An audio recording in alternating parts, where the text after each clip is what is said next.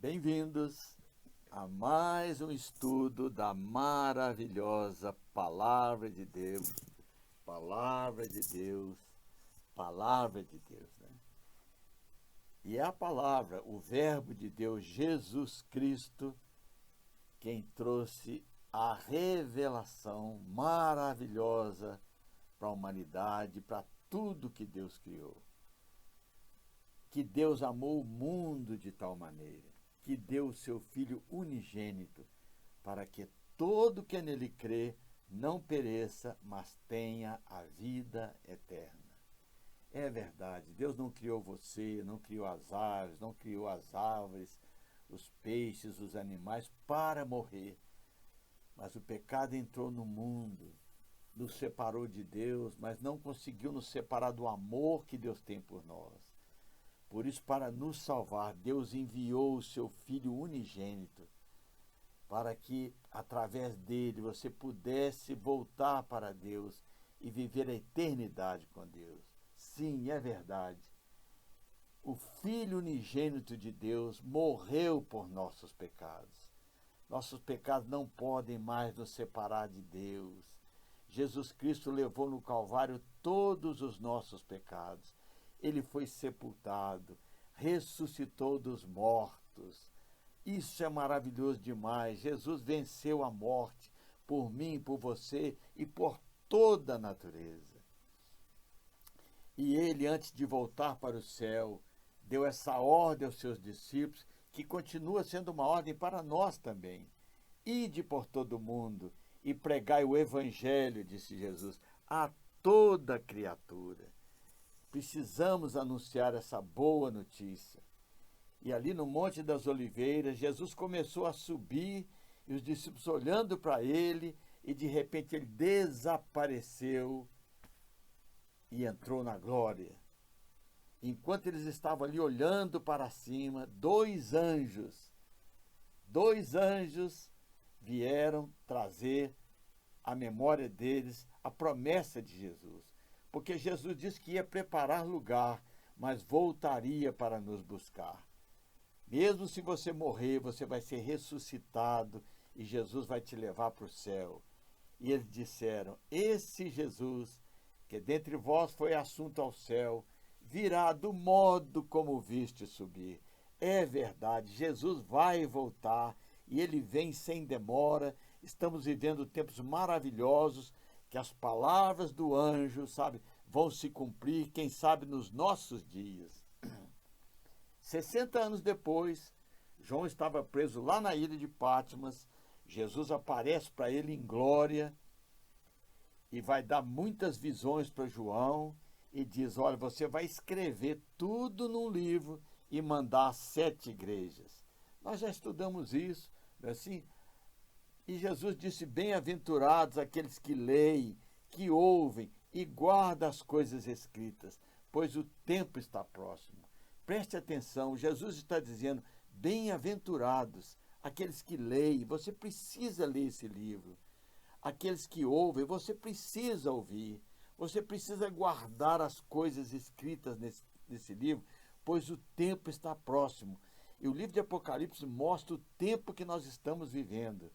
Bem-aventurados aqueles que leem, que ouvem e guardam as coisas escritas, pois o tempo está próximo. Eu creio nisso. E João então escreve aquelas 7 cartas para aquelas 7 igrejas, e hoje nós sabemos que aquelas igrejas são um calendário do tempo da igreja na Terra. Cada uma teria uma característica durante os séculos, não é assim? E já se passaram 2000 anos e nós realmente chegamos no tempo da igreja de Laodiceia, que é a última igreja que Jesus revelou para João. Laodiceia. Olha, era uma igreja que se preocupava mais com este mundo, com as coisas desse mundo, com as riquezas desse mundo, do que amar Jesus.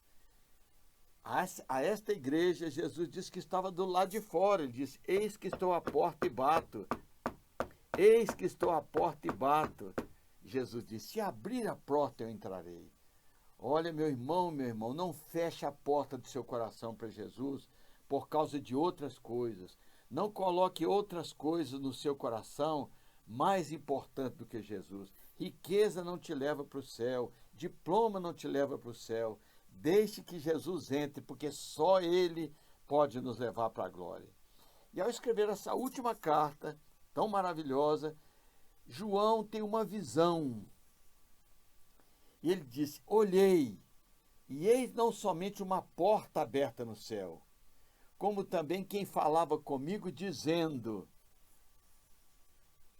sobe para aqui.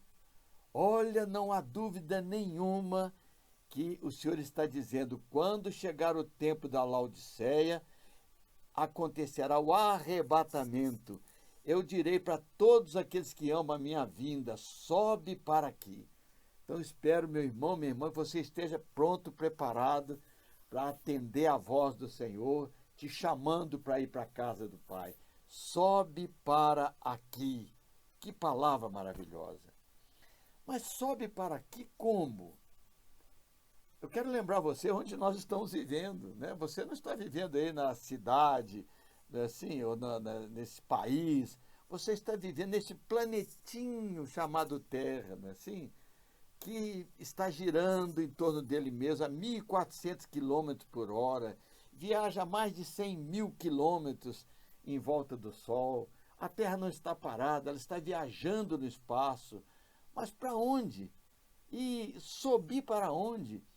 Imagina João, lá na ilha de Patmos, ou você, se você estivesse embaixo, você ia subir para baixo?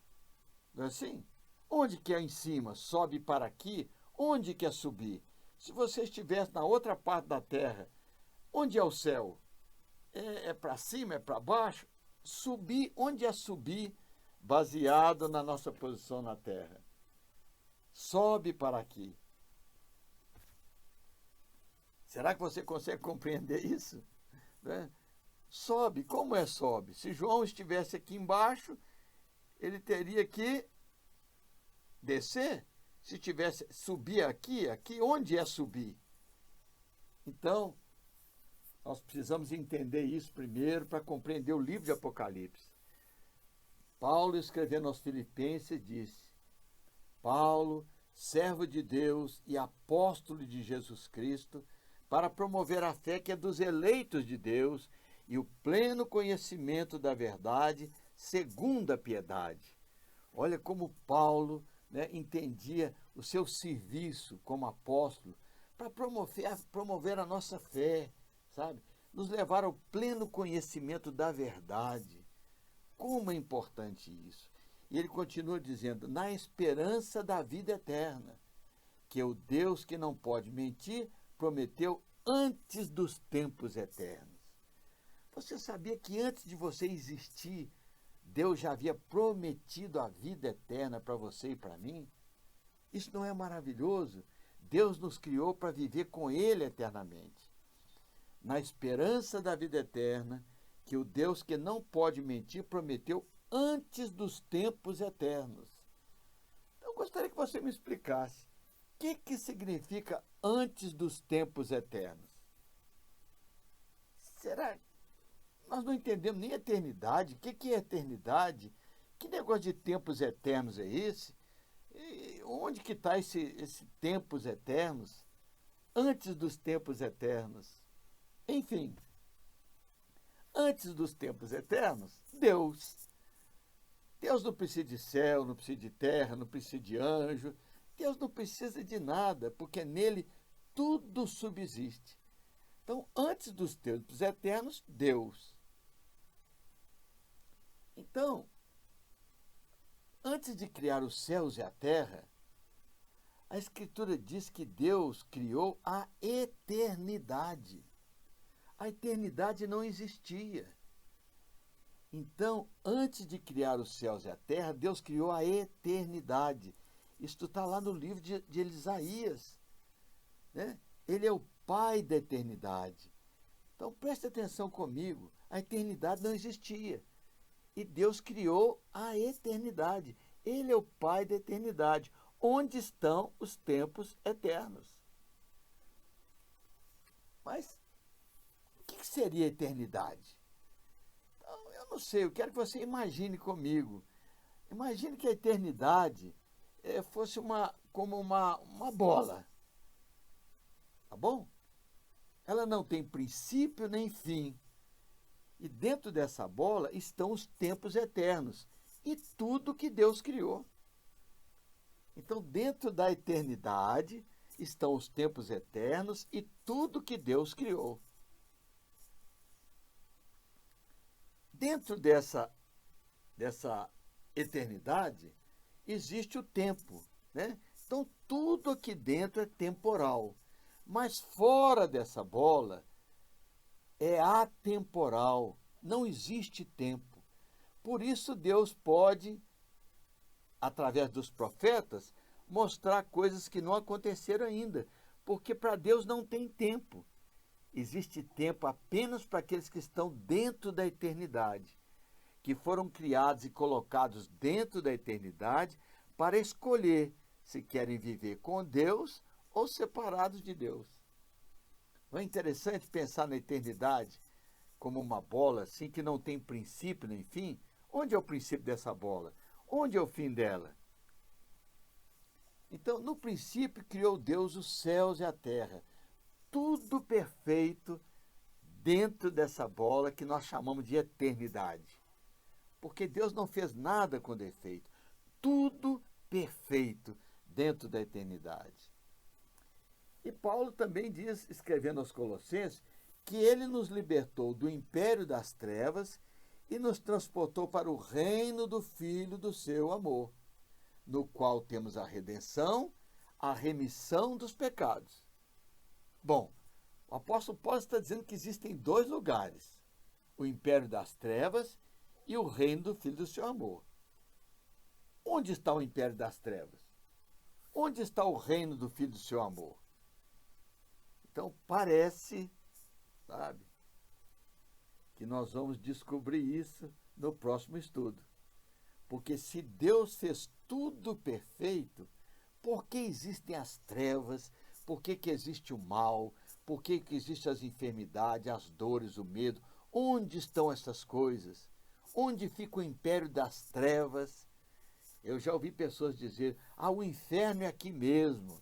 Olha, elas não estão muito longe, viu, de conhecer a verdade, não. Porque tanta maldade aqui na terra, assim, tanta coisa ruim, que parece que a terra está no império das trevas. Mas se Deus fez tudo perfeito, como surgiram essas trevas? Então hoje nós vamos parar por aqui. Espero que no próximo estudo a gente possa caminhar um pouquinho mais e compreender onde fica o império das trevas e onde fica o reino do Filho do seu amor. E nesse Filho nós temos a redenção, a remissão dos pecados. Então, olha, um grande beijo para você e toda a sua família e aguardo você no próximo estudo, se o Senhor assim permitir. Então, até lá.